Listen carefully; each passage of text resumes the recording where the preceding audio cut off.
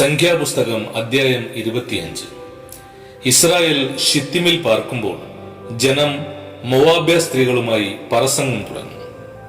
അവർ ജനത്തെ തങ്ങളുടെ ദേവന്മാരുടെ ബലികൾക്ക് വിളിക്കുകയും ജനം ഭക്ഷിച്ച് അവരുടെ ദേവന്മാരെ നമസ്കരിക്കുകയും ചെയ്തു. ഇസ്രായേൽ ബാൽ പെയേറിനോട് ചേർന്നു. യഹോവയുടെ കോപം ഇസ്രായേലിന്റെ നേരെ ജ്വലിച്ചു. യഹോവ മോശയോട് ജനത്തിന്റെ തലവന്മാരെയൊക്കെയും കൂട്ടി യഹോവയുടെ ഉഗ്രകോപം ഇസ്രായേലിന് വിട്ടുമാറേണ്ടതിന് അവരെ യഹോവയുടെ മുമ്പാകെ പരസ്യമായി തൂക്കിക്കളക എന്ന് കൽപ്പിച്ചു. മോശ ഇസ്രായേൽ ന്യായാധിപന്മാരോട്, നിങ്ങൾ ഓരോരുത്തൻ താന്റെ ആളുകളിൽ ബാൽ പെയേറിനോട് ചേർന്നവരെ കൊല്ലുവിൻ എന്ന് പറഞ്ഞു. എന്നാൽ മോശയും സമാഗമന കൂടാരത്തിന്റെ വാതിൽക്കൽ കരഞ്ഞുകൊണ്ടിരിക്കുന്ന ഇസ്രായേൽ മക്കളുടെ സർവ്വസഭയും കാണുകയും ഒരു ഇസ്രായേല്യൻ തന്റെ സഹോദരന്മാരുടെ മധ്യത്തിലേക്ക് ഒരു മിദ്യാന്യ സ്ത്രീയെ കൊണ്ടുവന്നു.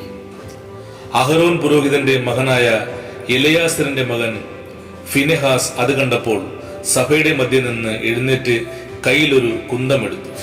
ആ ഇസ്രായേലിന്റെ പിന്നാലെ അന്തഃപുരത്തിലേക്ക് ചെന്നു ഇരുവരെയും, ആ ഇസ്രായേലിനെയും ആ സ്ത്രീയെയും തന്നെ അവളുടെ ഉദരം തുളയും വണ്ണം കുത്തി. അപ്പോൾ ബാധ ഇസ്രായേൽ മക്കളെ വിട്ടുമാറി. ബാധ കൊണ്ട് മരിച്ചുപോയവർ 24,000 പേർ. പിന്നെ യഹോവ മോശയോട് അരുളി ചെയ്തത്, ഞാൻ എന്റെ തീഷ്ണതയിൽ ഇസ്രായേൽ മക്കളെ സംഹരിക്കാതിരിക്കേണ്ടതിന് അഹരോൻ പുരോഹിതന്റെ മകനായ എലയാസറിന്റെ മകൻ ഫിനെഹാസ് അവരുടെ ഇടയിൽ എനിക്ക് വേണ്ടി തീഷ്ണതയുള്ളവനായി എന്റെ ക്രോധം ഇസ്രായേൽ മക്കളെ വിട്ടുപോകുമാറാക്കിയിരിക്കുന്നു. ആകയാൽ ഇതാ, ഞാൻ അവന് എന്റെ സമാധാന നിയമം കൊടുക്കുന്നു. അവൻ തന്റെ ദൈവത്തിന് വേണ്ടി തീഷ്ണതയുള്ളവനായി ഇസ്രായേൽ മക്കൾക്ക് വേണ്ടി പ്രായശ്ചിത്തം കഴിച്ചതുകൊണ്ട് അത് അവനും അവന്റെ സന്തതിക്കും നിത്യ പൗരോഹിത്യത്തിന്റെ നിയമമാകുന്നുവെന്ന് നീ പറയണം. മിദ്യാന സ്ത്രീയോടുകൂടെ കൊന്ന ഇസ്രായേലിന് സിമ്രി എന്ന് പേർ. അവൻ ശിമയോൻ ഗോത്രത്തിൽ ഒരു പ്രഭുവായ സാലുവിന്റെ മകൻ ആയിരുന്നു. കൊല്ലപ്പെട്ട മിദ്യാന സ്ത്രീക്ക് കോസ്ബി എന്ന് പേർ.